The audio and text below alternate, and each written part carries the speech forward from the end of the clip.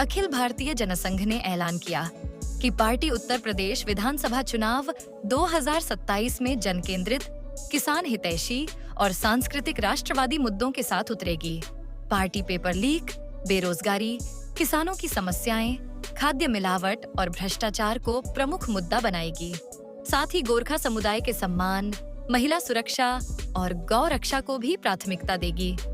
जनसंघ प्रदेश की 111 सीटों पर संगठन मजबूत कर चुनाव लड़ेगी और राष्ट्रवादी हिंदुत्व की राजनीति से समझौता न करने की बात कही है।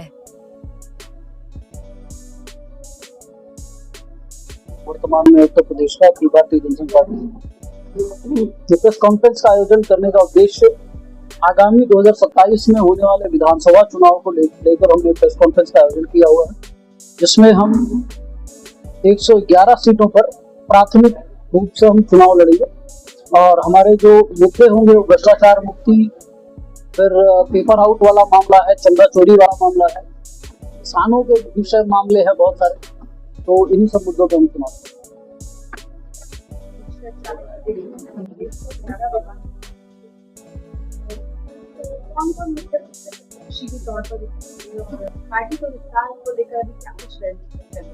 पार्टी के विस्तार को लेकर हम पिछले 3 वर्षों से हम काम कर रहे हैं क्षेत्र में और पार्टी को इसमें 111 सीटों पर जो भी चुनाव लड़ने का हमारा जो वो है कि हम मौका सभी नए लोगों को देना चाहते हैं। कोई भी पुराना व्यक्ति जैसे कि हम इस व्यवस्था में आना चाहते हैं, हम जो भ्रष्टाचार मुक्ति की बात कर रहे हैं तो वास्तविकता में वो भ्रष्टाचार मुक्ति की पथ पर चला जाए, क्योंकि आज के समय में चाहे विधानसभा हो चाहे वो लोकसभा हो, 90% लोग भ्रष्टाचारी बैठे हुए हैं और सदन का नवीनीकरण होने की आवश्यकता है। जब हम समृद्ध भारत की बात करता है, जब हम विश्व गुरु बनाने की बात करते हैं भारत को, तो कहीं ना कहीं वो देश प्रेम की जो भावनाएं नेता में होनी चाहिए वो भावनाएं समाप्त हो चुकी।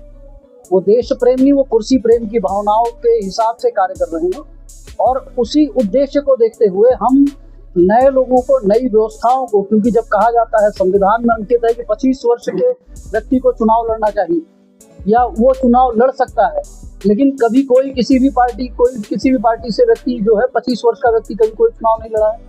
वही लड़ता है जिसके पीछे बैकअप बढ़िया हो या पारिवारिक व्यवस्था हो, उन व्यवस्थाओं से लड़ता है।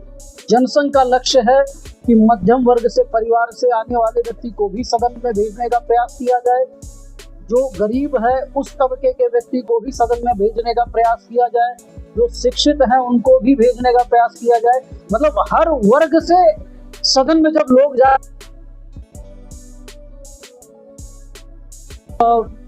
बड़ा भरा भारत या बड़ा उत्तर प्रदेश जो वास्तविकता में है, उसके कुछ प्रतिनिधि जब सदन में आएंगे तभी कुछ ना कुछ परिवर्तन लाई जाते हैं।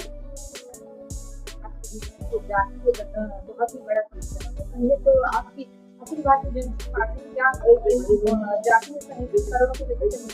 जनसंघ का मानना है कि जातियों पर बात करना, जातियों पर चर्चा करना, देश को और समाज को बांटना, यह बराबर। तो हम जातियों पर कोई चर्चा नहीं करते। यहाँ तक कि जनसंघ का जो संगठनात्मक ढांचा है इसमें भी जाति व्यवस्था नहीं है।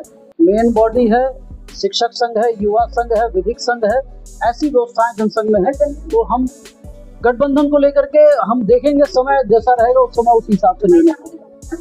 महिलाओं की भागीदारी हम 30% का रख रहे हैं। हमारे 111 सीटों में से 30% महिला रहेंगे, 30% युवा रहेंगे और 30% जो है हम जो वृद्ध अवस्था, मतलब जनसंघ की जो वृद्ध वाली परिभाषा है, जो यूथ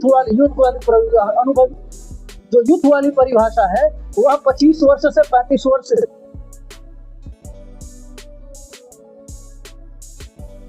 की वास्तविकता में जो युवा है हम उनको मौका देना चाहते हैं।